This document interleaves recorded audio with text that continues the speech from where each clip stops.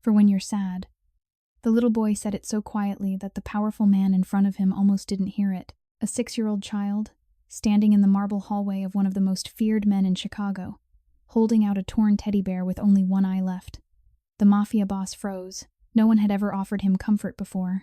Not the men who feared him, not the rivals who wanted him dead, not even the city that whispered his name like a warning.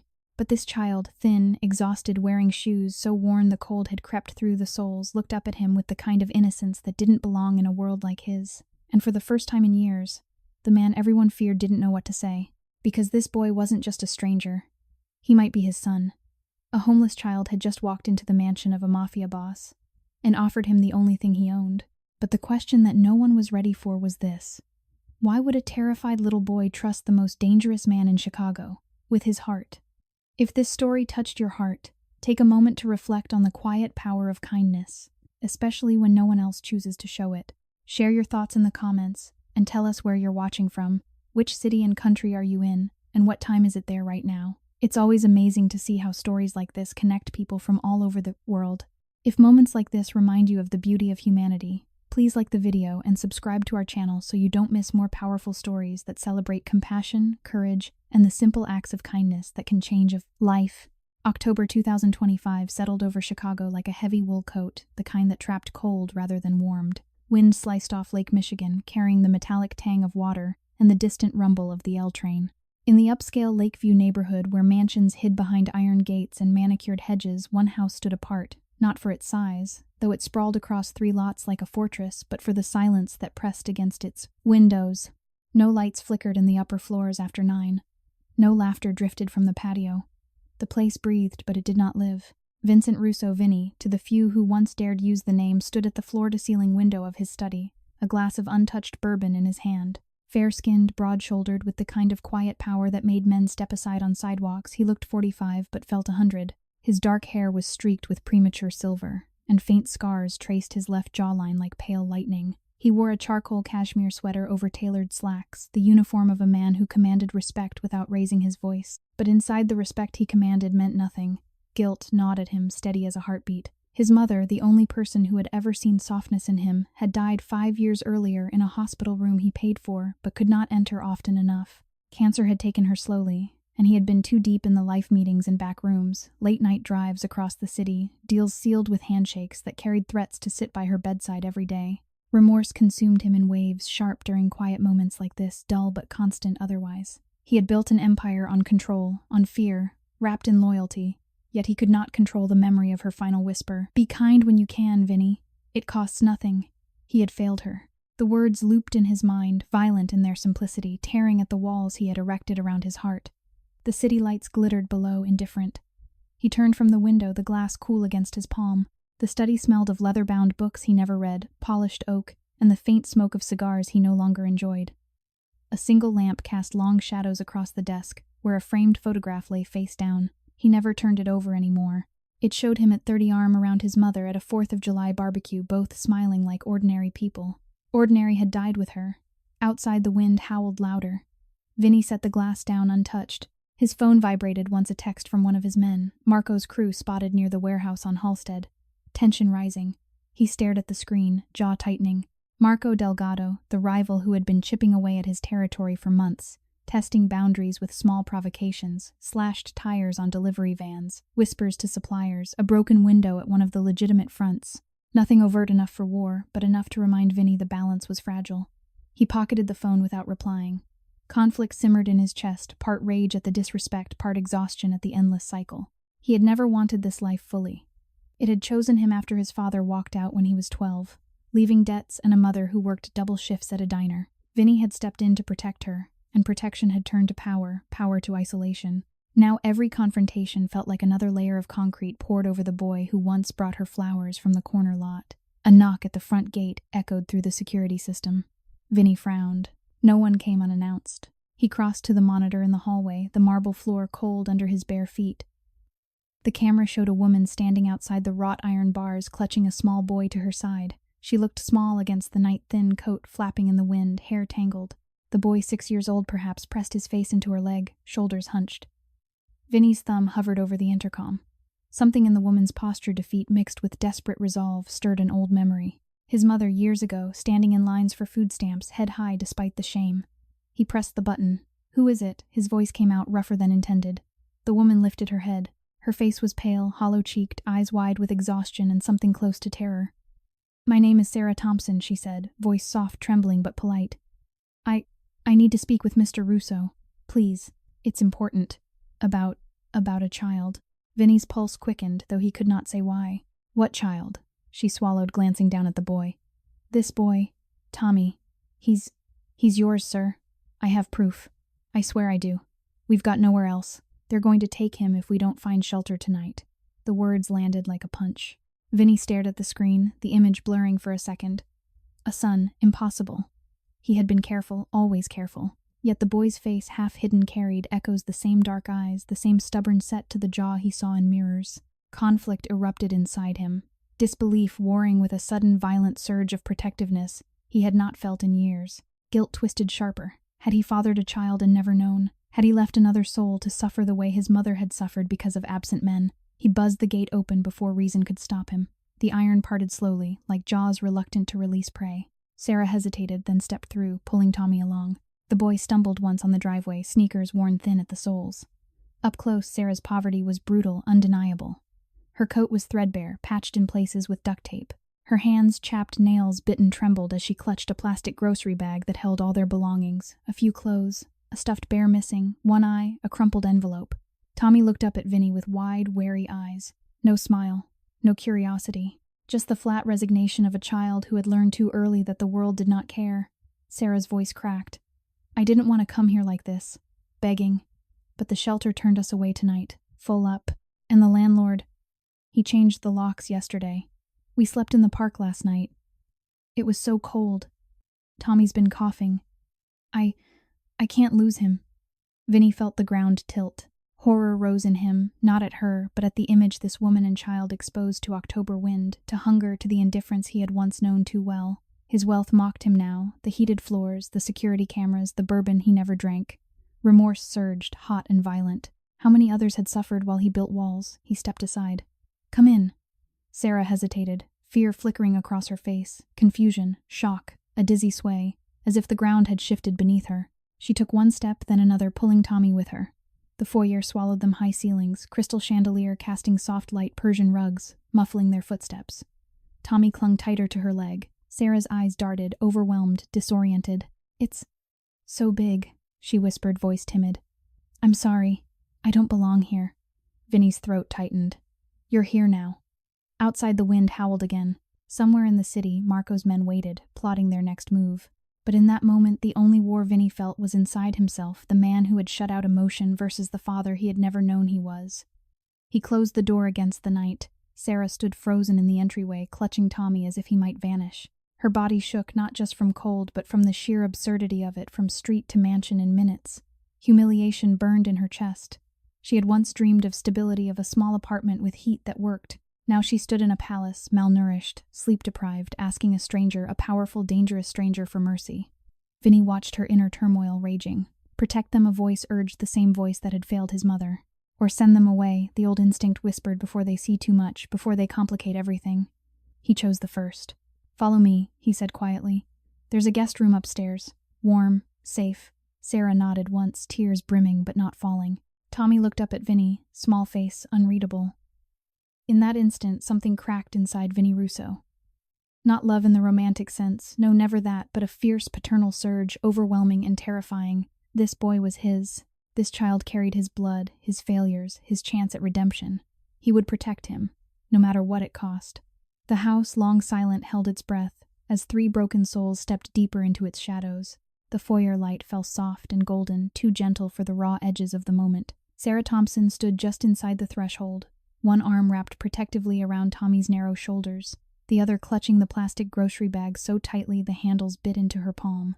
Her coat, once navy, now faded to a tired gray, hung loose on her frame, the zipper broken halfway up.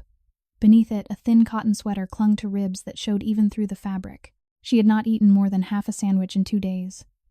Sleep had been stolen in snatches on a park bench the night before, wind cutting through her like glass. Her lips were cracked, her eyes sunken, yet she held herself straight, the last stubborn thread of dignity she possessed. Tommy pressed against her leg, small hands fisted in the hem of her coat. His sneakers, once white, now gray with street grime, had soles so thin Sarah could feel the cold pavement through them when they walked. He did not cry. He had learned somewhere between the third eviction notice and the second night without heat that crying changed nothing. Vincent Russo closed the heavy front door with a soft click that sounded final. The sound echoed in the cavernous space marble floors, reflecting the chandelier's glow like still water. He turned slowly, every movement deliberate as though sudden motion might shatter something fragile. His gaze settled first on the boy, dark hair curling at the nape eyes, the same stormy hazel as his own, and then on Sarah. Something inside him tore open, sharp and without warning. He had expected many things in his life, betrayal bullets, late-night calls from men whose loyalty could be bought. He had never expected this, a woman so thin she looked like she might break if the wind shifted, carrying his son like a secret he had never been allowed to keep. "Follow me," he said again, quieter this time. His voice carried the low timbre of command, softened by something he could not yet name. Sarah nodded once, a small automatic motion. Her legs felt numb, unsteady. Each step forward felt like walking across a frozen lake she did not trust. The warmth of the house wrapped around her, immediately humid, scented with lemon polish and faint cedar, but instead of comfort it brought a dizzy rush of shame. She had not been warm in weeks. Now the heat pressed against her skin like accusation. They climbed the curved staircase in silence. Tommy's hand slipped into hers. His fingers were ice. Sarah squeezed gently, afraid to grip too hard. At the top, Vincent led them down a hallway lined with closed doors and soft recessed lighting. He opened one near the end double doors of dark walnut and stepped aside. The guest suite was larger than the last apartment Sarah and Tommy had shared. A king-sized bed dominated the room sheets, crisp white pillows stacked like clouds. A sitting area held 2 armchairs, upholstered in pale gray velvet. Floor-to-ceiling windows overlooked the Lake City lights glittering far below like scattered coins. A door to the left revealed a bathroom larger than most kitchens she had cleaned, marble countertops, rainfall shower, heated floors. Sarah stopped in the doorway, breath-catching. Horror rose in her throat, horror at the excess, at her own filth-stained coat, at the way Tommy's eyes widened but did not light with wonder. He was too tired for wonder. Vincent watched her. Inside him, remorse clawed deeper. This room had sat empty for years. He had bought the house after his mother's death, thinking space might dull the ache. Instead, it had amplified it. Now a child, his child, and a woman who looked as though life had beaten her to the ground, stood in that emptiness, and every inch of luxury felt like mockery. "You can stay here," he said. "As long as you need." Sarah's voice came small, almost lost. "Sir, Mr. Russo, I don't know how to thank you. We just needed one night. One safe night." Vincent's jaw tightened. One night, the boy was shivering. Sarah's hands trembled so badly the plastic bag rattled. One night would not be enough. He turned away for a moment, staring at the dark lake beyond the glass. Guilt surged again, violent and hot. He had lived in shadows so long he had forgotten what light cost others. His mother had worked until her hands bled so he could eat. He had repaid her by disappearing into the life that kept him fed and feared. And now here was proof of another failure he had never known existed. He looked back. "There's food downstairs. Hot food. And clothes my housekeeper keeps extras for guests. Clean ones." Sarah blinked rapidly. Tears welled but did not fall. We can't take more than you're taking what you need," he cut in, softer than he intended. For him. Tommy looked up then, straight at Vincent. No words. Just a long, searching stare. Something passed between them, silent, electric. Vincent felt it in his chest like a second heartbeat. Sarah swayed slightly. The room tilted. Exhaustion, hunger, shock, she gripped the doorframe to steady herself. "I'm sorry," she whispered. I haven't slept properly in a long time." Vincent moved without thinking. He crossed the space in 3 strides, caught her elbow gently but firmly. "Sit," she obeyed, sinking onto the edge of the bed as though afraid it might swallow her. Tommy climbed up beside her, curling into her side. Vincent knelt in front of them, kneeled, the powerful man who never bent until his eyes were level with the boy's. "I'm not going to hurt you," he said quietly. "Either of you." Tommy nodded once, small and uncertain. Vincent stood again, chest tight. He needed air, needed distance before the emotion inside him broke free in ways he could not control. "I'll have something brought up," he said. "Soup, bread, milk for the boy." Sarah looked at him, eyes wide with confusion and something dangerously close to hope. "Why are you doing this?" Vincent paused at the door. The question struck deeper than any rival's threat ever had. "Because he's mine," he answered simply. and because no child of mine sleeps on a park bench." He left before she could reply. Downstairs in the kitchen that gleamed like a showroom, Vincent leaned against the granite island and closed his eyes. His hands shook, not from fear, from the sheer force of what had just walked into his life. A son, a boy who carried his blood and none of his sins. Yet, his phone buzzed again. Another message from his Lieutenant Marco's crew just rolled past the warehouse. 3 cars. "They're testing you." Vincent stared at the screen. Rage flickered old familiar, but it felt distant now, secondary. He typed back, "Hold position. No engagement unless they cross the line." He set the phone down.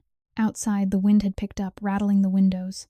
Somewhere in the city, men waited to tear pieces from his empire. But upstairs, a boy and a woman waited for warmth, for food, for safety. He opened the refrigerator, stocked daily by staff who never asked questions, and pulled out ingredients: chicken broth, fresh bread, apples. He heated soup on the stove himself, the simple act grounding him. When it was ready, he arranged a tray, 2 bowls, 2 glasses of milk, sliced apples arranged like a small offering. He carried it upstairs. Sarah had not moved. Tommy had fallen asleep against her shoulder, small chest rising and falling in shallow breaths. She looked up as Vincent entered, eyes red-rimmed. He set the tray on the low table. "Eat," he said. "Both of you." Sarah reached for the bowl with trembling hands. The first spoonful brought tears she could not stop. She ate slowly, carefully, as though afraid the food might disappear. When Tommy stirred, she woke him gently. He drank the milk in small sips, eyes never leaving Vincent. Vincent stood by the window, arms crossed, watching them. Inside him, the conflict raged louder, the man who had built walls of power versus the father who needed to tear them down. Remorse burned hotter. How many nights had his own mother gone hungry while he chased money he thought would protect her? Sarah finished first. She wiped her mouth with the back of her hand, then folded it in her lap. "Thank you," she whispered. "I don't know what else to say." "You don't have to say anything." She looked at Tommy, then back at Vincent. He's really yours." Vincent nodded once. "I didn't know. Until tonight." Sarah's breath hitched. "His mother. She never told you. She left before I could ask questions. I thought she just disappeared." Sarah closed her eyes briefly. "She was my older sister. She died 3 years ago. Overdose. I've been raising him since. I tried. I really tried." Vincent felt the floor drop beneath him. Another death, another loss he had not prevented. He crossed to them again, knelt once more. This time he spoke to Tommy. "You're safe here. I promise." Tommy stared at him a long moment. Then slowly he reached out one small hand and touched Vincent's scarred knuckles. The touch was light. It shattered Vincent anyway. He stayed there, kneeling until Tommy's eyes drifted closed again. Sarah watched, tears silent on her cheeks. Outside, the city waited rival cars, circling old debts calling. But in that quiet room, something new had begun, a bond forged not in blood alone, but in the desperate trembling space between despair and protection. Vincent rose finally. "Sleep," he said. "I'll be downstairs. If you need anything." Sarah nodded. "We will." He left the door cracked, light spilling into the hall like a lifeline. In the study again, he stood at the window, city lights blurring. Guilt and remorse twisted tighter, but beneath them something fiercer. A vow. He would protect this boy. He would protect the woman who had carried him through hell, no matter what it cost. The wind howled on, but for the first time in years, the house did not feel empty. Morning arrived in Lakeview with pale October light filtering through heavy drapes, turning the guest suite into something almost soft. Sarah woke first, body stiff, from the unfamiliar mattress that cradled rather than punished. For a long moment, she lay still, eyes fixed on the ceiling's intricate crown molding, waiting for the usual ache of cold concrete or the sharp jab of hunger to remind her where she was. Neither came. The room was warm, too warm, the kind of warmth that felt stolen. She sat up slowly, careful not to wake Tommy. He slept curled on his side, small fist tucked under his cheek, breathing steady for the first time in weeks. The sight pierced her. She had spent so many nights listening to that same breathing turn, ragged with coughs, counting his ribs under thin blankets, while wind slipped through cracked windows. Now he slept like a child who had never known fear. The contrast hurt more than hunger ever had. Sarah slipped from the bed, bare feet sinking into plush carpet. She caught her reflection in the full-length mirror across the room, hollow cheeks, dark circles like bruises, hair tangled into a dull rope. Shame flooded her, hot and immediate. She looked like someone who belonged on the street, not here. Not in this palace of marble and silence. Downstairs, the kitchen smelled of coffee and something baking, cinnamon perhaps. Vincent stood at the island sleeves, rolled to his elbows, pouring orange juice into 2 glasses. He moved with the same quiet precision he used in every space he occupied, but his shoulders carried new tension. Last night's vow still burned in his chest, protect them. The words had rooted deep, twisting around old guilt until it bled fresh. He looked up as Sarah appeared in the doorway, Tommy trailing behind her, rubbing sleep from his eyes. Vincent's gaze softened instantly, almost against his will. The boy wore one of Vincent's old t-shirt sleeves rolled 6 times, hanging past his knees like a dress. Sarah had tried to smooth her own clothes, but the effort only highlighted the stains, the frayed hems. "Good morning," Vincent said. His voice was low, careful. Sarah managed a small nod. "Good morning, sir." The word sir came out automatic, polite, the way she spoke to landlords, caseworkers, anyone who held power over her life. Tommy stayed half hidden behind her leg, studying Vincent with guarded eyes. Vincent set the glasses on the counter. "I had breakfast made. Pancakes. Fruit. Whatever you want." Sarah's stomach clenched, not just from hunger, but from the absurdity of it. Pancakes. Real ones, not the powdered mix she sometimes stretched with water. She felt dizzy again, the same disorienting spin from the night before. How could food this simple feel like a betrayal of everything she had endured? "Thank you," she whispered. We don't want to be any trouble." "You're not trouble." Tommy edged forward, drawn by the smell. He climbed onto a stool, small hands flat on the granite. Vincent pushed a plate toward him, 3 golden pancake syrup in a small pitcher, sliced strawberries arranged like jewels. Tommy stared at it, then at Vincent. "Go ahead," Vincent said gently. Tommy picked up the fork with careful fingers as though it might disappear. The first bite made his eyes widen slightly, not joy, not yet, but something close to disbelief. Sarah watched, throat tight. She took a single pancake, cut it into tiny pieces, ate slowly. Each swallow felt like swallowing pride along with it. She was grateful, desperately so, but gratitude warred with suspicion.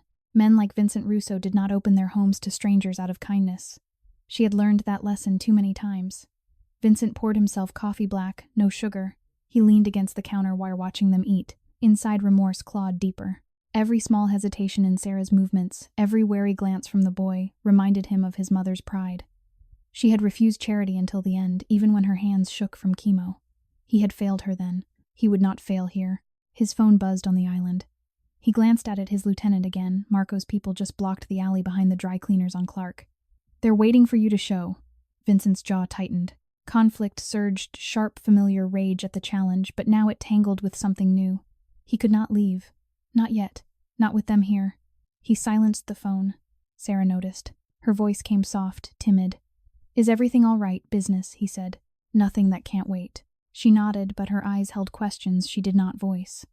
Fear flickered there. Fear of what business meant in a house like this. Fear that this shelter might vanish as quickly as it appeared.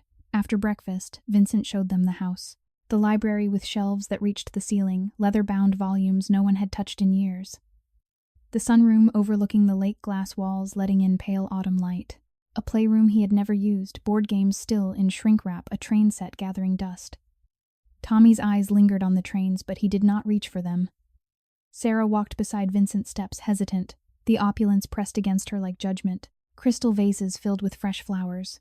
Rugs that cost more than she had earned in a decade. She felt small, exposed, humiliated by her own thinness, by the way her coat still smelled faintly of park dampness and exhaust. In the hallway, Tommy stopped suddenly. He pointed at a framed photograph on the wall, Vincent younger, standing beside an older woman with kind eyes and silver-streaked hair. She was laughing, arm around his waist. "Who's that?" Tommy asked. His voice was small, curious, despite the caution. Vincent paused. The question struck like a blade. "My mother," he answered quietly. She raised me alone." Tommy looked up at him. "Where is she now?" Vincent's throat closed. "She passed away. A few years ago." Tommy nodded slowly as though filing the information away. Then unexpectedly, he reached out and touched Vincent's hand, just a brush of fingers against scarred knuckles. "I'm sorry," the boy said. Vincent froze. The touch was light, innocent, devastating. Inside him something cracked, wider remorse, guilt. A sudden, fierce protectiveness that felt like fire in his veins. This child, his child, offered condolences to him. Him, the man who had let his own mother slip away while he chased shadows. Sarah watched the exchange, eyes glistening. She pulled Tommy gently back, but her own hand trembled. Trust was growing in her, slow and painful, like frost thawing. She had come here expecting danger, expecting to be used or discarded. Instead, she found a man who knelt to speak to her son, who silenced his phone to stay near them. The shift terrified her as much as it soothed. Mid-morning, Vincent's phone rang again. He stepped into the study to take it. Sarah lingered in the hallway, ears straining despite herself. Tell Marco if he wants a conversation, he comes to me. Not through my people, and if he blocks another street, I'll consider it a declaration. The voice on the other end was urgent. Vincent's reply was calm, cold. I'm handling personal matters today. Handle the rest. He hung up, turned, and found Sarah standing there pale. You're in danger, she said softly. Not accusation, statement of fact. Vincent met her gaze. I live in a world with risks. But you're safe here, both of you.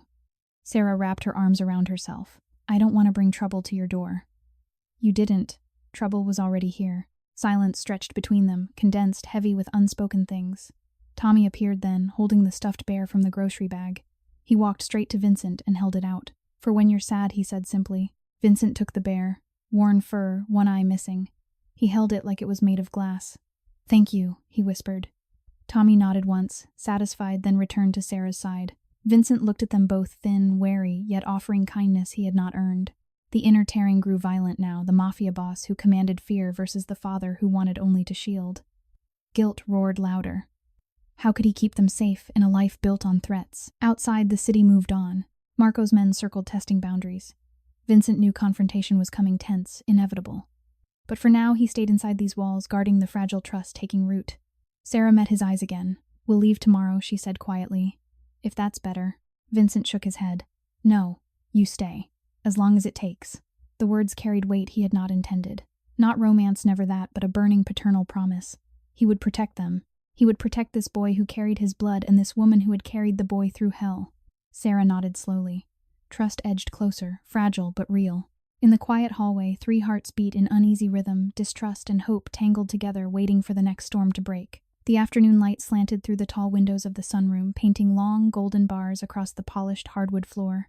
Outside, Lake Michigan churned gray and restless under a sky the color of old steel.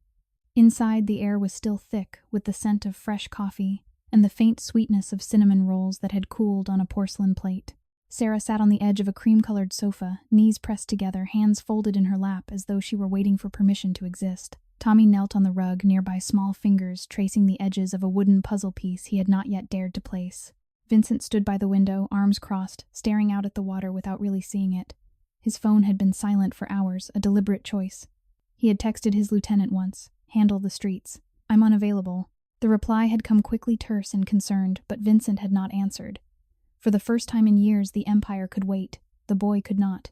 Sarah watched him from the corner of her eye. Her body still ached from nights spent, curled on benches or leaning against chain-link fences while Tommy slept in her lap. Her wrists were thin enough that the borrowed sweater sleeves swallowed them whole. She had not brushed her hair properly in days. It hung in limp strands that caught the light and looked almost silver. Every breath she took in this house reminded her how far she had fallen and how impossibly high the walls around her now stood. Tommy lifted his head suddenly. Can I ask you something? Vincent turned. The boy's voice was small but clear, carrying no fear this time, only curiosity. Of course. Tommy hesitated, then pointed toward the photograph in the hallway, the one he had touched earlier. Did your mom ever make you pancakes? The question landed softly, but it struck Vincent like a fist to the sternum. He saw his mother again, flowered apron humming off-key, flipping pancakes on a hot griddle in their tiny kitchen while he sat at the chipped formica table doing homework. She had burned them half the time, laughing when smoke curled toward the ceiling. Better burnt than hungry, she would say. He swallowed once. She did. Every Saturday morning. Even when she was tired. Tommy nodded slowly as though weighing the answer.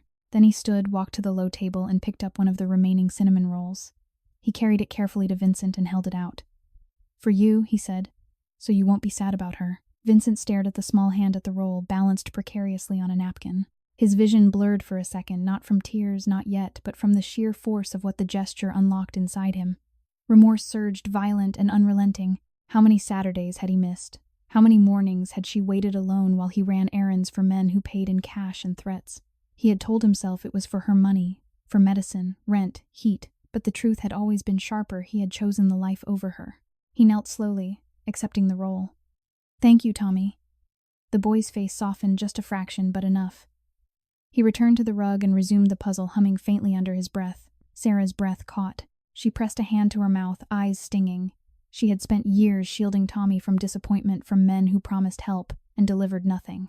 Now this powerful stranger, scarred, guarded, dangerous in ways she could only guess, accepted a cinnamon roll from her son like it was gold.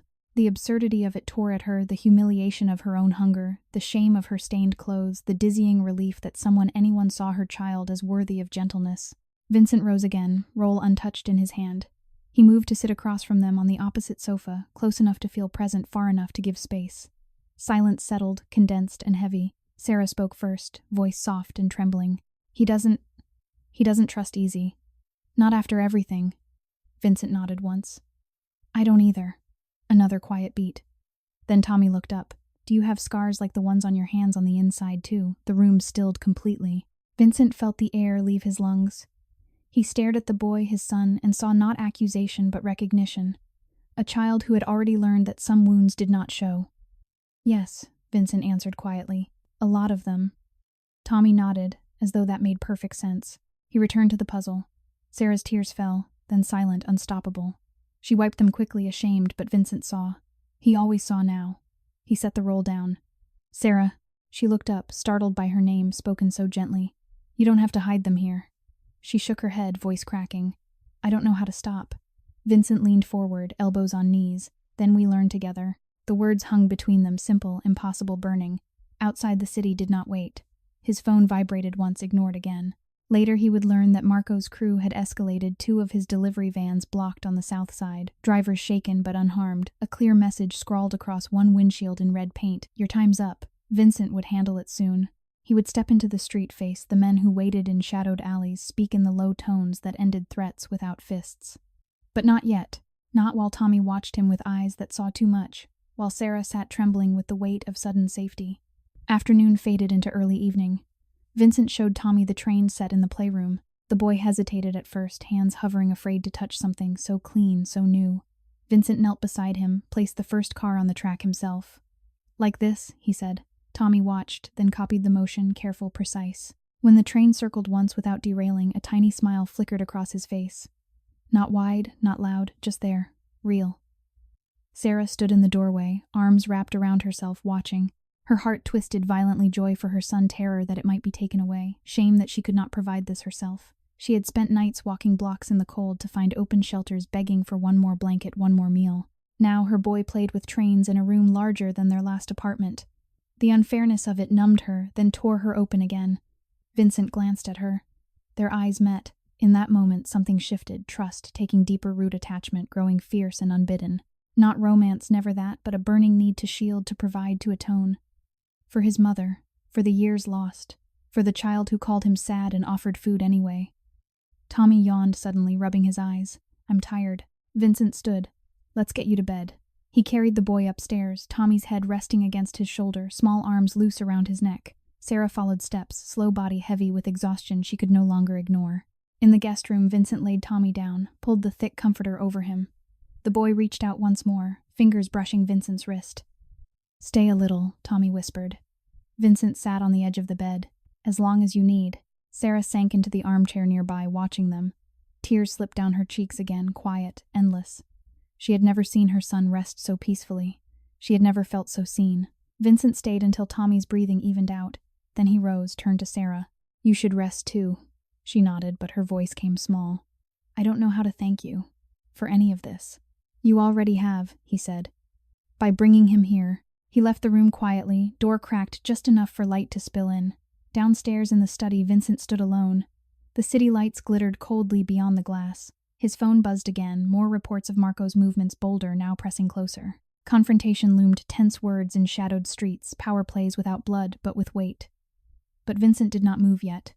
He looked at his scarred hands, then at the empty space where a small boy had offered him comfort. Inside him the tearing grew fiercer, remorse roaring, guilt burning, protectiveness rising like flame.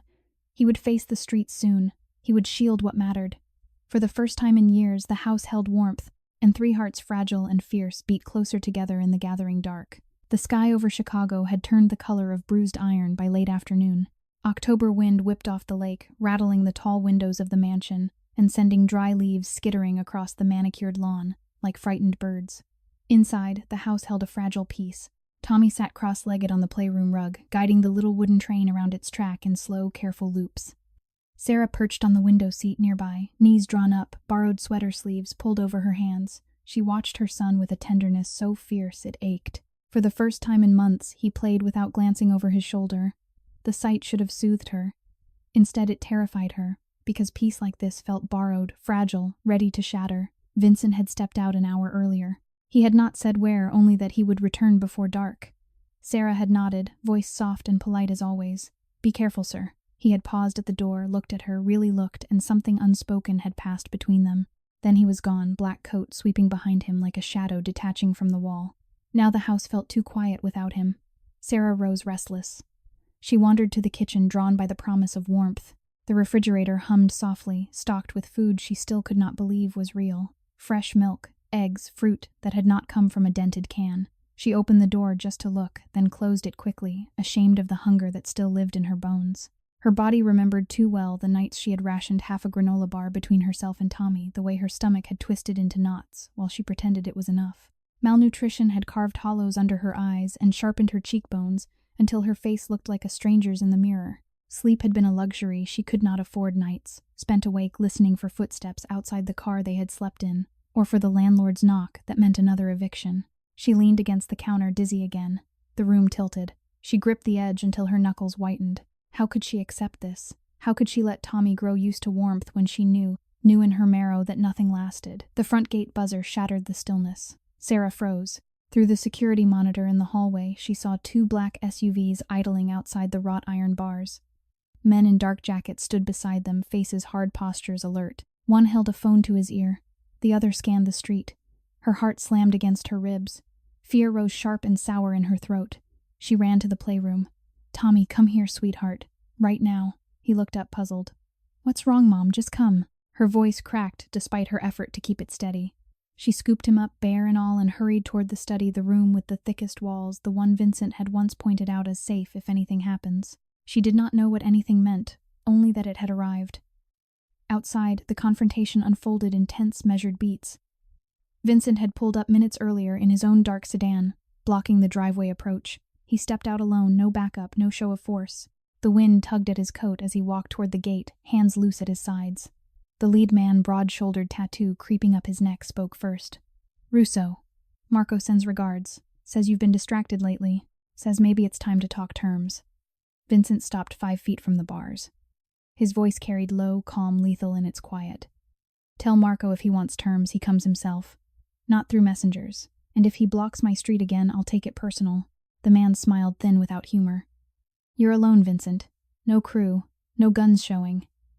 "You sure you want to play it this way?" Vincent's gaze never wavered.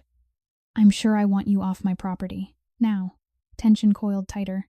One of the other men shifted his weight, hand drifting toward his jacket. The wind howled louder, masking the sound of distant sirens, perhaps unrelated, perhaps not. Inside the house, Sarah pressed her back to the study wall, Tommy clutched to her chest. His small heart hammered against hers. She whispered prayers she had not said since childhood, words tumbling over each other in panic. Horror clawed at her. She had brought this danger here. Her presence, her poverty, her desperation, had drawn it straight to the only safe place Tommy had ever known. The buzzer rang again, insistent, demanding. Sarah's knees buckled. She slid down the wall, holding Tommy tighter. Tears burned her eyes. "I'm sorry," she whispered into his hair. "I'm so sorry." Tommy patted her back awkwardly. "It's okay, Mom. Mr. Vincent will come back." The faith in his voice broke her completely. Outside, Vincent did not flinch. He stepped closer to the gate. "Last chance. Leave. Or I make the call that ends this quietly for you." The lead man laughed once, short and harsh. Then he signaled. The SUVs reversed slowly, tires crunching gravel. No shots. No raised voices beyond what was necessary. Just the slow, deliberate retreat of men who knew the balance had shifted for now. Vincent watched until the taillights disappeared around the corner. Only then did he exhale. His hands shook not from fear, but from the violent restraint it had taken to keep them empty. Inside him, remorse roared louder than ever. He had built this life on threats and shadows. Now it threatened the one thing he could not lose. He entered the house quickly, coat still on wind, clinging to him like smoke. Sarah, she emerged from the study, Tommy in her arms. Her face was pale, streaked with tears. She looked at him as though he might vanish. "They're gone," he said quietly. Sarah set Tommy down. The boy ran to Vincent, wrapped small arms around his legs. Vincent knelt, pulled him close, instinct need protection all at once. Sarah stayed where she was trembling. They came because of us. No. Vincent's voice was firm. They came because of me. This is my world, not yours. She shook her head. We brought it here. I should never have. Stop. He stood Tommy, still clinging to his hand. You did what any mother would do. You protected him. Now let me protect you both. Sarah's breath hitched. Trust surged through her, overwhelming, burning, terrifying in its intensity. She had spent years guarding her heart against hope. Now it cracked wide open. She stepped forward hesitant, then closed the distance. Not to touch him, never presuming, but to stand near enough that the warmth of his presence reached her. Vincent felt it too, the fierce, paternal fire that had ignited the moment he saw them at the gate. It burned hotter now, consuming doubt, guilt, everything but the need to shield them. He looked down at Tommy. You were brave in there. Tommy nodded against his leg. I wasn't scared. Not really. Because you were coming back. Vincent's throat closed. He lifted the boy gently, settled him on his hip. Tommy rested his head on Vincent's shoulder without hesitation. Sarah watched, tears falling freely now. The disparity struck her again, her thin frame against the solid strength of the man who had just faced down danger without blinking. Her poverty had been a life sentence of cold nights, empty cabinets, endless walking. His wealth surrounded them, heated floors, stocked pantries, safety behind iron gates. Yet in this moment none of it mattered, except the three of them standing together in the hallway. Vincent carried Tommy to the sunroom. Sarah followed. They sat on the sofa, Tommy between them, small body a bridge. Silence fell again, condensed and sacred. Outside, the wind quieted. The city waited, Marco's next move already forming in shadowed rooms. But here in the golden slant of late light, something unbreakable had taken root. Vincent looked at Sarah over Tommy's head. You're not leaving, he said. Not a question, a vow. She met his gaze. We're not. The words carried weight heavier than any threat ever spoken in the streets. Inside Vincent, the tearing reached its peak, remorse for the life he had chosen, guilt for the years lost, and a fierce, consuming determination to make this right. He would face the confrontations to come. He would stand in alleys, speak in low tones, end threats without blood if he could, all to keep this fragile peace intact. For the boy who trusted him, for the woman who had carried that trust through hell, for the family he had never known he needed until they arrived at his gate cold and desperate and changed everything. Night fell over Lakeview with the quiet finality of a door closing. The mansion lights dimmed to soft amber, casting long shadows across marble floors that gleamed like frozen water. In the guest suite, Tommy slept deeply under the thick comforter, small chest, rising and falling in even rhythm. The stuffed bear rested against his cheek, one missing eye turned toward the ceiling as though keeping watch. Sarah sat in the armchair beside the bed, knees drawn to her chest, borrowed blanket wrapped tight around her thin shoulders. She had not moved since Vincent carried Tommy upstairs hours earlier. Exhaustion pulled at her like gravity, but sleep refused to come. Every time her eyelids drifted, images flashed, the black SUVs at the gate, the hard faces of the men, the way Vincent had stood alone between them and the house. Fear lingered in her bones, cold familiar, the same fear that had kept her awake on park benches and in borrowed cars. She stared at her hands. They looked foreign, chapped knuckles, bitten nails, veins standing out blue against pale skin, stretched too tight over bone. Malnutrition had stolen the softness from them years ago. She remembered the last real meal she had shared with Tommy, before coming here, half a loaf of day-old bread torn between them, under a street lamp wind cutting through their thin jackets. She had smiled then, told him it was a picnic while her stomach cramped so hard she thought she might be sick. Now in this room that smelled of clean linen and faint lavender, the memory felt like a blade twisting slowly. The door opened quietly. Vincent stepped inside, coat gone, sleeves still rolled from earlier.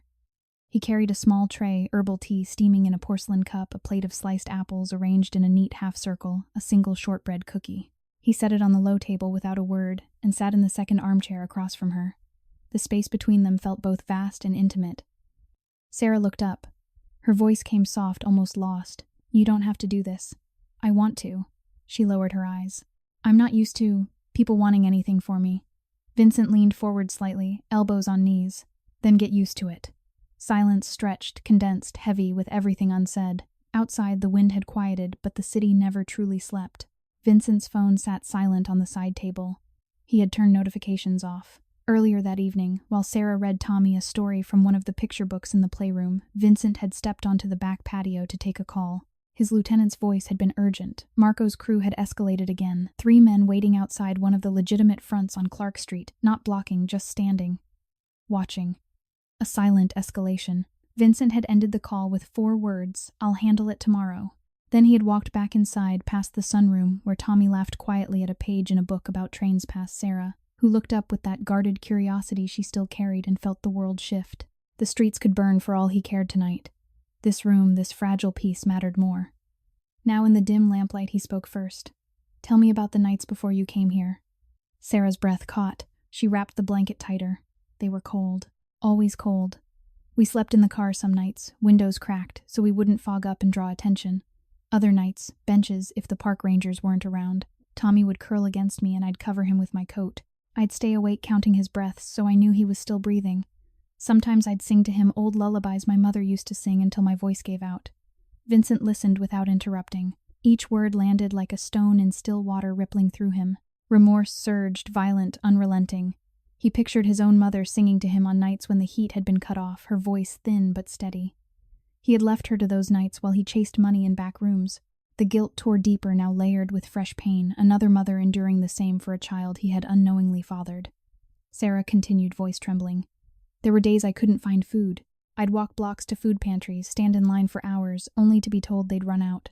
Once a caseworker looked at me and said, "You should have planned better."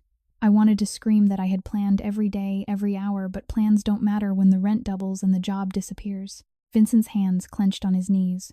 No one should have to plan survival like that.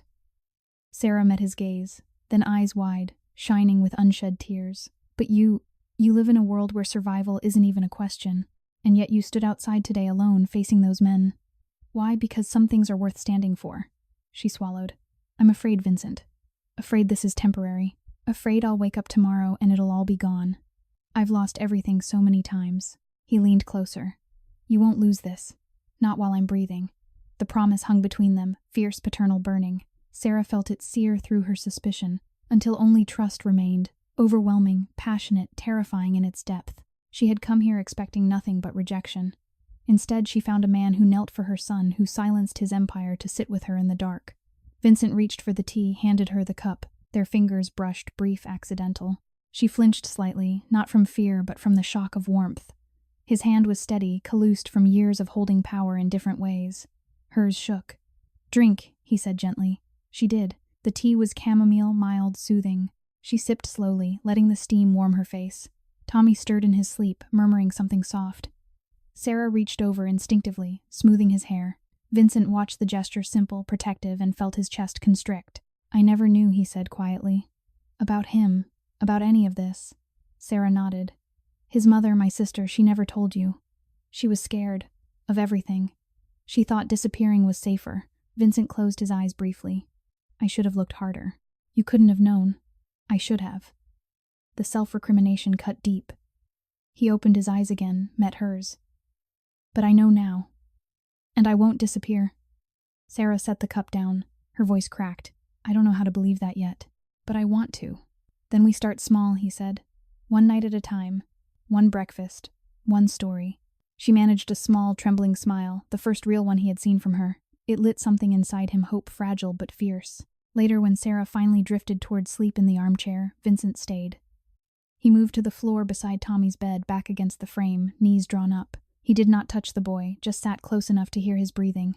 The rhythm grounded him. In the quiet memories surfaced unbidden, his mother's last hospital room monitors beeping softly, her hand thin in his. He had promised her he would be better. He had failed. The guilt roared, now louder, sharper, mingled with fierce determination. He would not fail again. Outside, the city lights glittered coldly. Marco's men still waited in shadows, planning their next quiet pressure. Vincent knew confrontation loomed, tense words in empty lots, stares across streets, power balanced on a knife's edge. He would meet it head-on tomorrow. But tonight belonged to this room, to the boy who slept peacefully for the first time in years, to the woman who had carried that boy through hell and still offered trust. Vincent rested his head against the bedframe, eyes on the ceiling. Inside him, the tearing reached new depths, remorse for what he had been, guilt for what he had not done, and a burning, protective love that felt like salvation. The house held its breath. 3 hearts beat in fragile harmony, and for the first time in decades, Vincent Russo did not feel alone in the dark. The days blurred into a gentle rhythm that felt almost impossible in its tenderness. Mornings began with sunlight spilling across the breakfast table, fresh orange juice in crystal glasses, scrambled eggs, fluffy and warm, toast golden with butter that melted too easily. Tommy ate slowly at first, as though testing whether the food would vanish mid-bite. Sarah watched him with a quiet ache in her chest, every small swallow a reminder of how long hunger had been their constant companion. She still ate like someone who remembered empty plates too well, small portions, careful chewing, eyes flicking to the door as though expecting someone to take it away. Vincent sat at the head of the table each morning, coffee black and steaming newspaper folded, untouched beside his plate. He spoke little, but his presence filled the room like a shield. He noticed everything, the way Tommy's shoulders relaxed when the plate stayed full, the way Sarah's hands trembled less each day. Inside him, the conflict never quieted. Every glance at their thin frames reignited the fire of remorse. He had built towers of wealth while children somewhere went hungry. Now one of those children sat at his table, his own blood, and the guilt cut deeper with every sunrise. One gray afternoon, while Tommy napped in the playroom, surrounded by the train set that now ran in perfect circles, the doorbell chimed, soft, hesitant, unlike the sharp buzz of the gate intercom. Sarah answered it herself, curiosity overriding caution. A small girl stood on the wide stone steps, perhaps 6 years old, dark braids tied with mismatched ribbons, coat too big for her narrow shoulders. Her eyes were wide, wary, scanning Sarah's face as though searching for a lie. "I'm looking for Tommy," the girl said. Her voice was small but steady. "He didn't come to the park yesterday. Or the day before.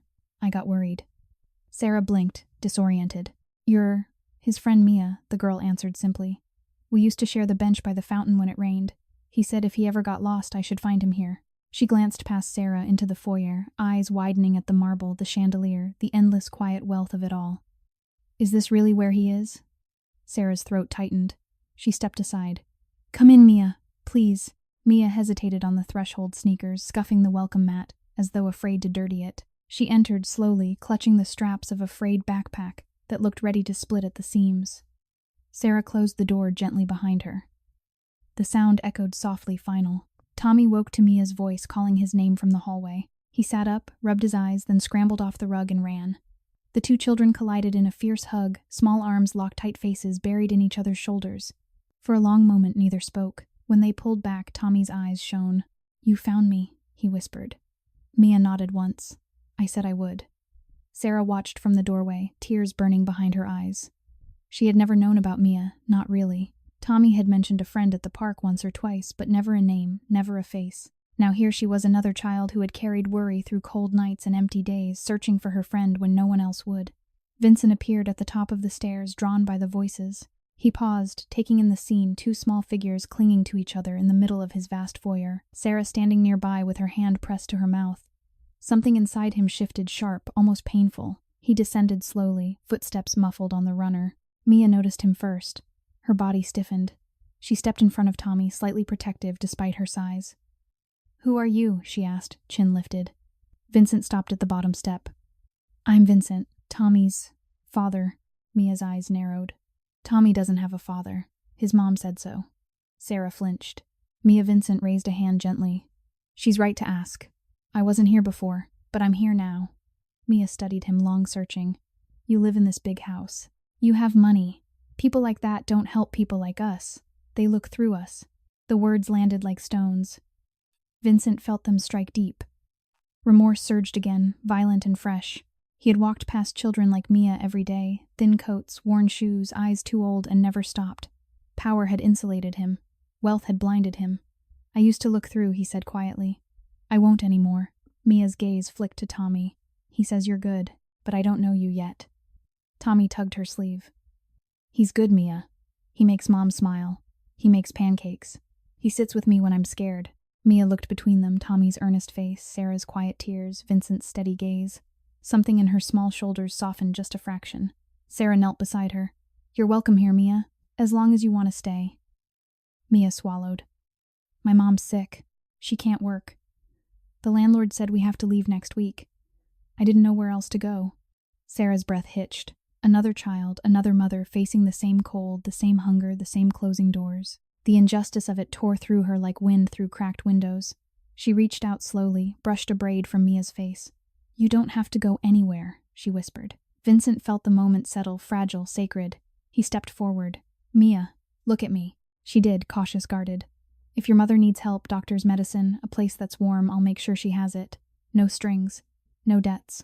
Just help." Mia's eyes filled. "Why would you do that?" "Because no child should have to search for their friend in the rain," he said. "And no mother should have to watch her child go hungry." Mia stared at him a long moment. Then slowly she stepped forward and wrapped her arms around his waist. Small, fierce, unexpected. Vincent froze, then knelt, arms encircling her gently. The hug lasted only seconds, but it cracked something wide open inside him. When Mia pulled back, her cheeks were wet. "Thank you," she whispered. Vincent nodded, throat too tight for words. Later that evening, after Mia had called her mother from the landline in the study, voice trembling with disbelief as she explained where she was, Vincent stood on the back patio overlooking the lake. The water was black under the rising moon. His phone buzzed once his Lieutenant Marco's crew just tagged the warehouse on Halstead. No damage. Just a message. "They're pushing." Vincent stared at the screen. Rage flickered, old familiar, but it felt distant, secondary. He typed back, "Let them push. I'll answer when I'm ready." He pocketed the phone. Inside, Sarah sat on the sunroom sofa, Tommy and Mia curled against her on either side. They had fallen asleep watching an old animated movie about a lost fish finding his way home. Sarah stroked their hair in slow, rhythmic passes, tears slipping silently down her cheeks. Vincent entered quietly, stood in the doorway. Their eyes met over the children's sleeping heads. Sarah's voice came soft, trembling. "You just changed her life." Without even blinking. "I changed mine," he answered, "the moment you walked through that gate." She looked down at the children, then back at him. Trust burned in her eyes now, passionate, complete, overwhelming. "I was so afraid of you," she whispered. "Now I can't imagine this house without you in it." Vincent crossed the room, knelt beside the sofa. He did not touch her, never presuming, but he stayed close enough that she could feel his warmth. "I was afraid too," he said. "Afraid I'd ruin this. Afraid I didn't deserve it." Sarah reached out slowly, rested her hand on his forearm. "You deserve to be loved," she said simply. "By them. By anyone who sees you." The words struck him like sunlight after years underground. He bowed his head, eyes closing against the sudden rush of emotion, remorse, guilt, gratitude, all tangled together in violent knots. Outside, the city waited. Marco's next move would come tense words in shadowed lots, stairs across intersections, power tested without blood. Vincent would meet it. He would stand firm. But tonight he stayed, with the children who had found each other again, with the woman who had carried hope through hell, with the family he had never known he was missing until they arrived cold and desperate, and turned his shadowed world toward light. The house breathed quietly around them, 3 small hearts and 1 large wounded, 1 beat in fragile healing rhythm. And for the first time, Vincent Russo allowed himself to hope that redemption was not too late. The mansion had begun to feel like a sanctuary, its high ceilings and warm lights wrapping the small family in something close to safety. October 2025 wore on the lake, wind growing sharper each day, yet inside the walls the air stayed gentle. Tommy and Mia spent afternoons in the playroom, their laughter soft but real, echoing off shelves filled with books and toys that had waited years for small hands. Sarah moved through the house with quieter steps now, her shoulders less hunched, though the shadows under her eyes remained reminders of too many nights without rest, too many meals skipped so Tommy could eat. Vincent watched them from doorways, from the edges of rooms, never intruding but never far. He had canceled meetings, deferred calls, let the empire hum on without his constant hand. His men noticed. Whispers traveled through back channels. The boss was distracted. The boss had changed. Some understood. Most did not. One evening, after the children had been tucked in, Tommy clutching his bear, Mia curled beside him on the wide guest bed they now shared. Vincent stepped into his study. The room smelled of leather and old wood, the single desk lamp casting a circle of gold across scattered papers. He had meant to review contracts, legitimate ones that kept the lights on. Instead, he sat motionless, staring at the framed photograph of his mother turned face up for the first time in years. The door opened without a knock. Frankie Moretti, Vincent's second in command since they were boys running numbers on the south side, entered quietly, tall, broad, with the easy smile that had disarmed rivals for decades. He closed the door behind him. Boss Frankie said, voice low, "We need to talk." Vincent did not look up. "If it's about Marco, tell him I'm still waiting for him to grow a spine and face me himself. It's not about Marco." Frankie stepped closer. "It's about you. About them." Vincent's gaze lifted slowly. Something cold settled in his chest. Frankie pulled a chair forward without asking, sat. "You've gone soft, Vin. Everyone sees it. You're canceling runs, ignoring calls, playing house with a woman and 2 kids who showed up out of nowhere. People are talking. They're wondering if you're still the man who built this." Vincent's jaw tightened. "Careful, Frankie. I'm being careful. That's why I'm here alone." Frankie leaned forward. "You know I've always had your back. 25 years. Blood on the same streets. But this is different. You're letting strangers inside the walls. You're letting feelings decide moves. And feelings get people killed." Vincent stood. "They're not strangers. The boy is mine." Frankie's eyes flickered surprise, then something harder. Even more reason to be smart. You bring a kid into this life, you paint a target on him, on her, on all of them. Vincent crossed to the window. The lake was black glass under the moon. I'm keeping them safe. You think you are. Frankie's voice dropped lower. But you're blind right now. You don't see what's coming because you're looking at them instead of the board. Vincent turned. Say what you came to say. Frankie exhaled slowly. Marco's offer isn't just talk anymore. He's got backing quiet money from out of town.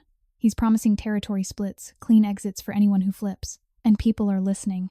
Because they see you distracted. Because they see you weak. Vincent felt the floor tilt beneath him, not dizziness, but something worse. Betrayal sharp and familiar, yet never from this direction. Frankie stood. I'm telling you this because I owe you my life 10 times over. Step back. Put the kids somewhere else, somewhere safe, but out of sight. Let me run things until Marco's handled. Then you come back. Clean. Strong. Like before. Vincent stared at the man who had stood beside him, through every war, every loss. The man who had carried his mother's casket when Vincent could not bear to look. The man who now looked at him with pity. No, Vincent said quietly. Frankie's face hardened. You're making a mistake. Maybe. Vincent stepped closer. But it's mine to make. Frankie studied him a long moment. Then he nodded, once slow, final. I tried. He left without another word. Vincent stood alone in the study, heart pounding with a violence he had not felt in years. Remorse crashed over him like a wave, gnawing, relentless. He had trusted Frankie with everything, secrets, money, lives. And now that trust lay in pieces at his feet. He moved to the desk, opened a drawer, pulled out a small black phone he used only for emergencies.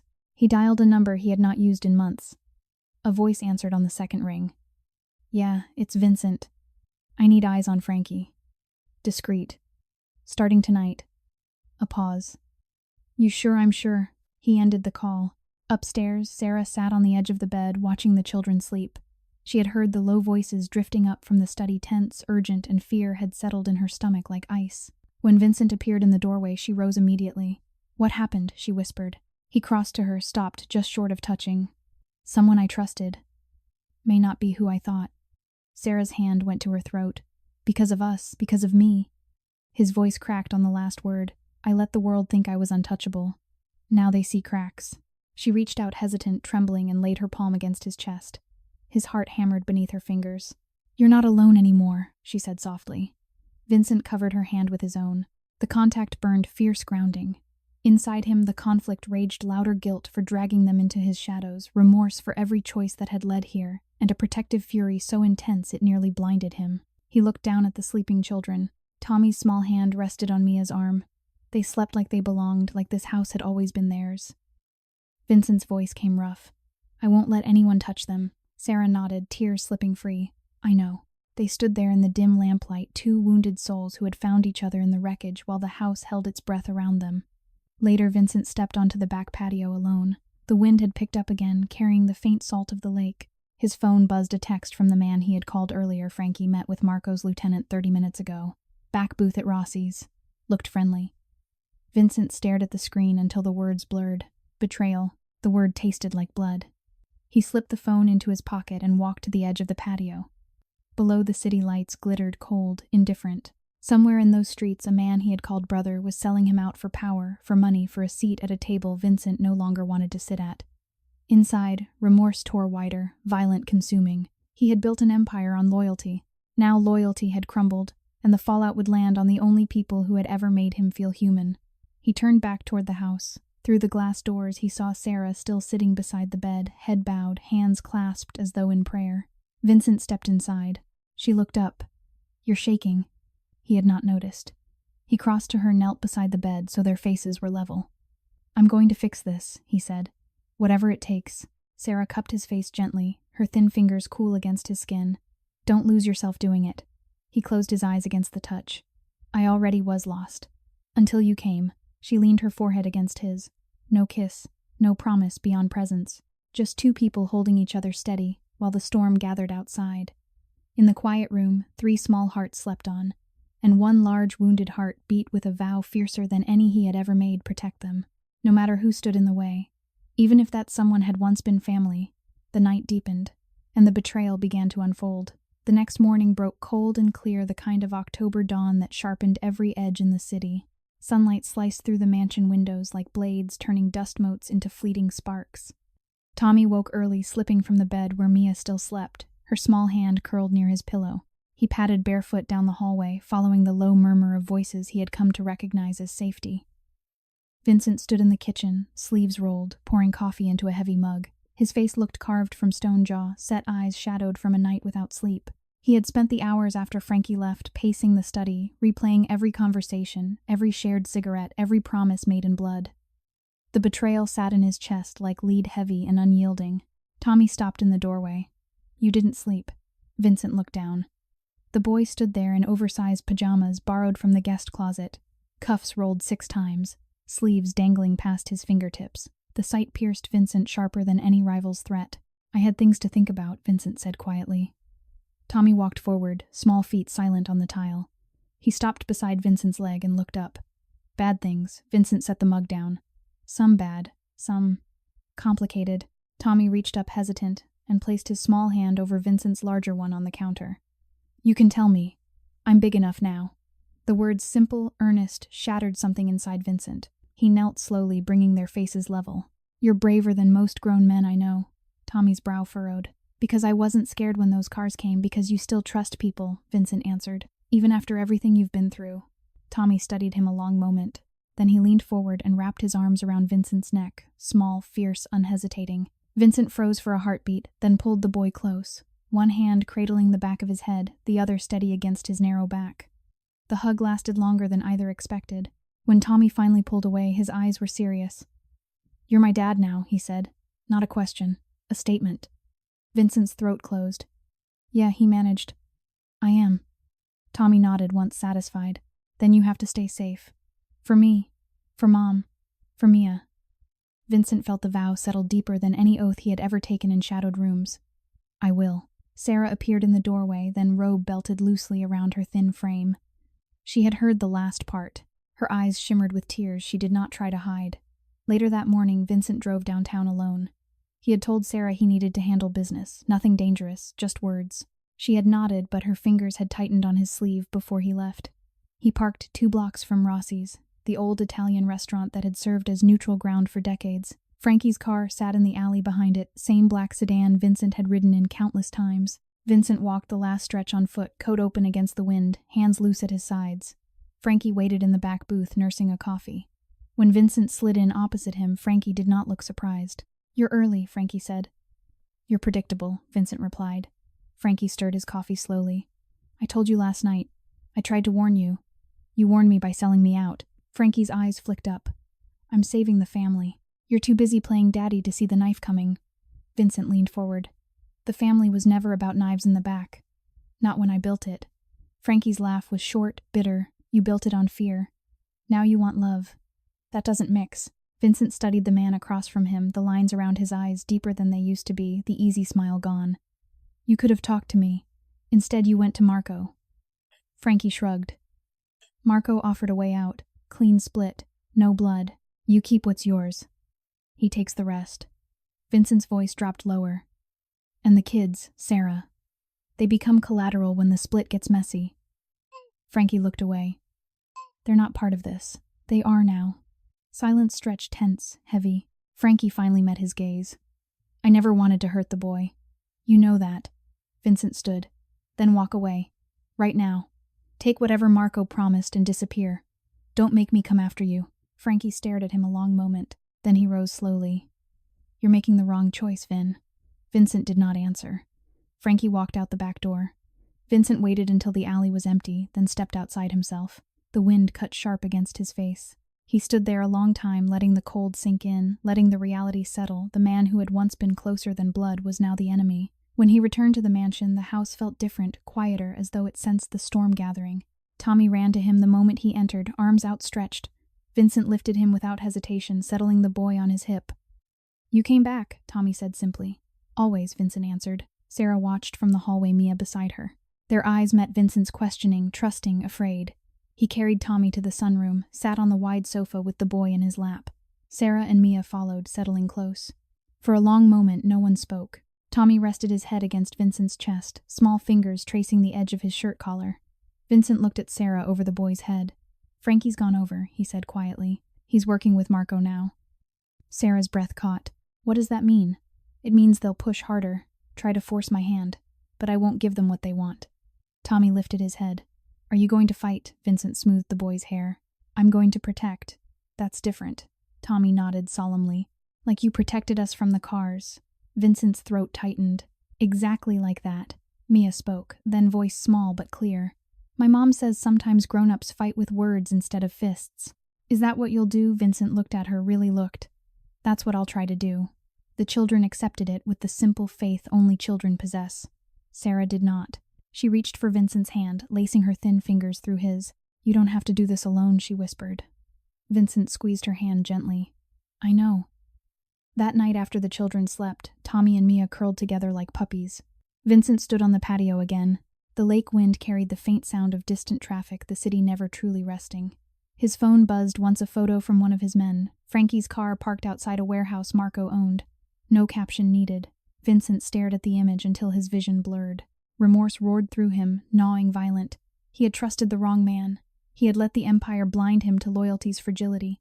And now the fallout threatened the only people who had ever made him feel whole. He slipped the phone into his pocket and turned back toward the house.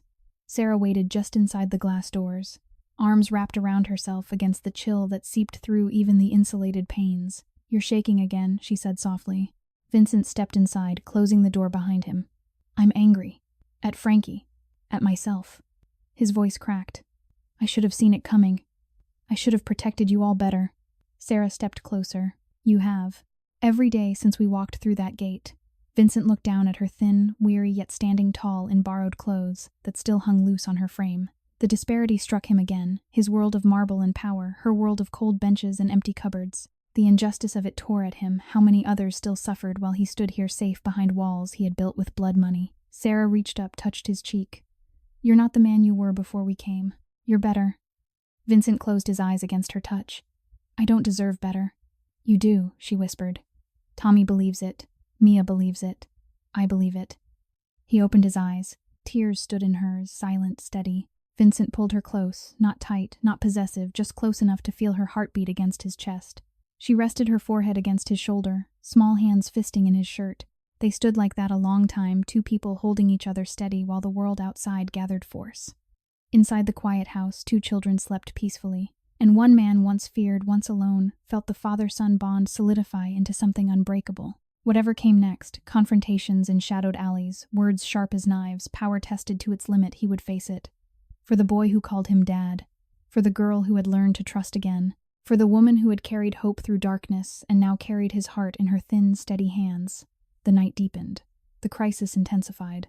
But the bond held. The sky over Chicago had turned the bruised purple of late October dusk when Vincent received the call he had dreaded. He was in the sunroom with Sarah, and the children watching them build a tower of wooden blocks on the rug. Tommy balanced the top piece with careful concentration, Mia whispering encouragement beside him. Sarah sat cross-legged nearby, thin fingers helping steady the structure, her borrowed sweater sleeves pushed up to reveal wrists still too sharp with bone. The room smelled faintly of cinnamon from the afternoon baking they had done together, Sarah's first attempt at cookies since childhood. The children's laughter still echoing in Vincent's ears. His phone vibrated on the side table. He glanced at the screen, his most trusted remaining lieutenant, the one who had been watching Frankie. Vincent stepped into the hallway to answer. Boss, the voice came low, urgent. They've got the kid's friend Mia's mother. Frankie took her from the hospital parking lot an hour ago. Marco's warehouse on the west side. They're using her to draw you out. They want you there alone. No crew, no wires. Or they start with her. Vincent felt the floor drop away. The hallway tilted. He pressed a hand to the wall to steady himself. They hurt her. Not yet, but they will. Frankie said to tell you he's sorry it came to this. Said you left him no choice. Vincent closed his eyes. The betrayal burned hotter now, white-hot, consuming. Frankie had not just turned. He had crossed a line no one came back from. Tell no one else, Vincent said. I'm going. He ended the call. When he returned to the sunroom, Sarah looked up immediately. She saw his face and rose without a word crossing to him. What is it? She whispered. Vincent looked past her to the children still laughing softly over their tower. Then back to Sarah. Her eyes searched his wide with the same fear she had worn the night the SUVs appeared at the gate. They have Mia's mother, he said quietly. Frankie took her. They want me there. Alone. Sarah's hand flew to her mouth. Horror flooded her features, then dizziness a sway that made her reach for his arm. No. Vincent, no. He caught her gently, steadying her. I have to go. You'll be walking into a trap. I know. Tears spilled down her cheeks. Then don't go alone. Take someone. Anyone. I can't risk more people. His voice cracked. If I don't show, they hurt her. If I bring backup, they hurt her faster. This ends tonight. Sarah shook her head violently. You can't sacrifice yourself. Not for us. Not after everything. Vincent cupped her face with both hands, gentle, reverent. I'm not sacrificing myself. I'm protecting what matters. You, Tommy, Mia, that little girl's mother who never asked for any of this. Sarah's breath came in short, painful gasps. We just found you. We can't lose you. You won't lose me, he said, though the lie tasted bitter. I promise. He kissed her forehead, brief, chaste, a father's promise more than anything else. Then he knelt beside the children. Tommy looked up, smile fading when he saw Vincent's expression. What's wrong, Dad? Vincent swallowed hard. The word dad still struck like lightning every time. I have to go help someone, he said. Someone who needs me. Mia's eyes widened. My mom, Vincent nodded. I'm going to bring her home safe. Mia stood, small fists clenched. I'm coming too. Vincent pulled her into a quick, fierce hug. You stay here. Keep Tommy and Sarah safe for me. That's your job now. Mia nodded against his shoulder, tears soaking his shirt. Vincent rose. He looked at Sarah one last time, memorizing her face, the way the lamplight caught the hollows under her eyes, the stubborn strength in her thin frame. Then he walked out. The warehouse district on the west side smelled of rust and diesel. Floodlights buzzed overhead, casting harsh shadows across cracked concrete. Vincent arrived alone, coat open, hands visible. No gun, no backup, just him. Frankie waited near the loading dock, flanked by two of Marco's men. Mia's mother sat bound to a metal chair just inside the open bay door, pale, bruised around one eye, but breathing. Vincent stopped 10 feet away. Frankie stepped forward. You came. You knew I would. Frankie's face twisted regret, defiance, something broken. I didn't want it to end like this, Vin. But you changed. You let them change you. Vincent's gaze never left Mia's mother. Let her go. This is between us. Marco emerged from the shadows, tall, sleek, smiling like a man who had already won. It's between all of us now, Russo. You want the woman, give me the territory. Step down. Walk away clean. Vincent looked at Frankie. You really think this ends clean? Frankie looked away. Vincent reached slowly into his coat pocket. Everyone tensed. He pulled out a small digital recorder activated hours earlier, hidden against his chest. I've been recording since I walked in, he said quietly. Every word, every name. Enough to bury Marco and you, Frankie, for a long time. Marco's smile vanished. You're bluffing. Vincent pressed play. Frankie's voice filled the cold air. Marco offered a way out. Clean split. Frankie's face drained of color. Vincent looked at him. I gave you a chance to walk away. Frankie lunged, desperate, furious, but Marco's men held him back. Vincent turned to Marco. Let her go. I'll turn myself in. Full confession. Everything. But the children and Sarah walk free. No retaliation. Ever. Marco stared at him. You'd give up everything. For them, Vincent's voice never wavered. Yes. Silence stretched tense, absolute. Marco nodded once. His men cut Mia's mother loose. She stumbled forward. Vincent caught her, gently supporting her weight. Go to the car outside, he told her. Sarah's waiting. She looked up at him, tears streaming. Thank you. Vincent nodded. Marco's men stepped back. Vincent handed the recorder to one of them. Send it to the right people. I'll be waiting. He walked out into the night, hands raised lightly, coat flapping in the wind. Behind him, the warehouse lights flickered. Ahead, Sarah waited in the SUV he had left, running 2 blocks away. Tommy and Mia pressed against the windows, faces pale. When Vincent reached them, Sarah threw the door open. She ran to him, thin arms wrapping around his waist. You came back, she sobbed. He held her tight, trembling. I promised. Tommy and Mia climbed out, rushing to him. Vincent knelt, pulling all 3 close, Sarah's tears wetting his shoulder, the children's small hands clutching his coat. Mia's mother arrived moments later, helped by one of Vincent's men who had followed at a distance. She fell to her knees beside Mia, sobbing apologies. Vincent looked up at the sky, cold stars indifferent overhead. Sirens wailed in the distance, growing closer. He stood slowly. Sarah clung to him. They're coming for me, he said quietly. Sarah shook her head. No. He cupped her face. I did what I had to keep you safe, to end this cleanly. Tears streamed down her cheeks. We need you. You have me, he whispered. Always. Police cars rounded the corner, lights flashing blue and red across the cracked pavement. Vincent raised his hands.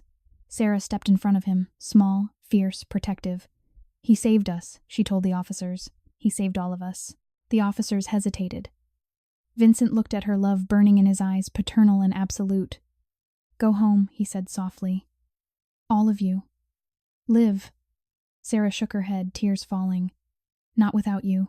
The cuffs clicked cold around his wrists, but as they led him away, he looked back once, memorizing their faces, Tommy's wide eyes, Mia's trembling lip, Sarah's tear-streaked determination.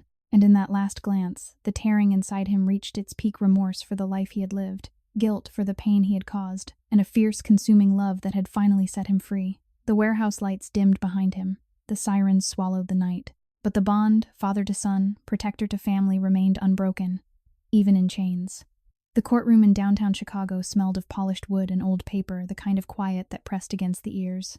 October 2025 had given way to the first sharp days of November, but inside the federal building, the air stayed cool and still. Vincent Russo stood in the defendant's box, hands cuffed in front charcoal suit, pressed crisp, despite the weeks he had spent in holding. His face looked thinner, the silver at his temples more pronounced, yet his eyes carried a steady light no one in the room had expected to see. Sarah sat in the front row of the gallery, Tommy and Mia pressed against her on either side. She wore a simple navy dress borrowed from one of Vincent's staff, modest, clean, yet still too large across her narrow shoulders. Her hands rested in her lap, fingers laced so tightly the knuckles showed white. Beside her, Mia's mother held Mia's small hand, tears already shining on her cheeks. The gallery behind them held only a handful of people, Vincent's remaining loyal men in dark suits, a few reporters scribbling notes, and the quiet presence of the judge, who had agreed to hear the plea deal in chambers first. The prosecutor spoke last. "Mr. Russo has provided full cooperation," she said evenly. "Detailed testimony, financial records, names, dates. Enough to dismantle multiple operations that have plagued this city for years. In exchange, we recommend a sentence of 8 years with eligibility for parole after 4. And full immunity for the minor child and his guardian." The judge looked over his glasses at Vincent. "You understand the gravity of this agreement, Mr. Russo?" Vincent nodded once. "I do, Your Honor." The gavel came down soft final. 8 years. Not life. Not even close to what Marco and Frankie received. Sarah exhaled a breath she had been holding for weeks. Tommy looked up at her, confused. "Is Dad coming home soon?" he whispered. Sarah smoothed his hair. "Soon, sweetheart. Sooner than we thought." Outside the courthouse steps, the wind carried the first flakes of early snow. Vincent emerged, flanked by marshals, but they allowed him a moment-supervised brief before transport. Sarah ran down the steps, coat flapping. Tommy and Mia followed close behind. Vincent knelt despite the cuffs. Tommy reached him first, throwing small arms around his neck. "You're coming back," Tommy said. Not a question. A promise he needed Vincent to repeat. Vincent pressed his forehead to the boy's. "I'm coming back. I swear it." Mia stepped forward next. She did not hug him, just stood close, eyes fierce. "You kept your promise," she said quietly. "You brought my mom home." Vincent looked at her, really looked. "And you kept yours. You kept them safe while I was gone." Mia's lip trembled, but she did not cry. She simply nodded. Sarah knelt beside them. Her thin frame shook, but her voice stayed steady. "You gave up everything," she whispered. "For us." Vincent met her gaze. "I gave up what I didn't need anymore. I kept what mattered." He looked at the three of them, Tommy's earnest eyes, Mia's quiet strength, Sarah's tear-streaked face, and felt the tearing inside him finally ease. Not gone, never gone, but quieter. Remorse still lived there, gnawing softly at old choices, but it no longer ruled him.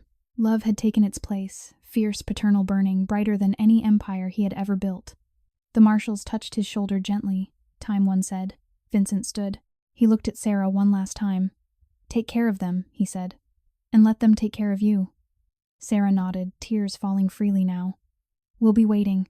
He smiled, small, real, the first true smile she had seen since the night he walked into the warehouse. Then he turned and walked down the steps, flanked by uniforms, snow catching in his dark hair. Sarah watched until the transport van disappeared around the corner. Years passed. The mansion stood quieter now, but no longer empty. Sarah lived there still, never as owner, always as guardian of the space Vincent had left behind. She worked with local charities, helping mothers and children who had once lived the nights she knew too well. Cold benches, empty cupboards, wind that cut through thin coats like knives. Tommy and Mia grew tall beside her, Tommy serious and kind, Mia bold and protective. They visited Vincent every month, bringing drawings, school reports, stories of first bikes and first friendships. On a bright spring afternoon, 4 years later, April 2029, Vincent stepped through the front gate for the last time as a free man. Parole had come early for good behavior and continued cooperation. He wore plain clothes, jeans, a gray sweater, no coat despite the lingering chill. His hair was shorter silver, threading through the dark like frost on branches, but his eyes were clear. Tommy saw him first. He ran 14 now, long legs carrying him fast, straight into Vincent's arms. Vincent caught him, held him tight, felt the boy's heartbeat against his own. "You're home," Tommy said against his shoulder. Vincent closed his eyes. "I'm home." Mia followed more slowly, 16 and already taller than Sarah. She stopped a few feet away, arms crossed, but her eyes shone. "About time," she said, voice thick.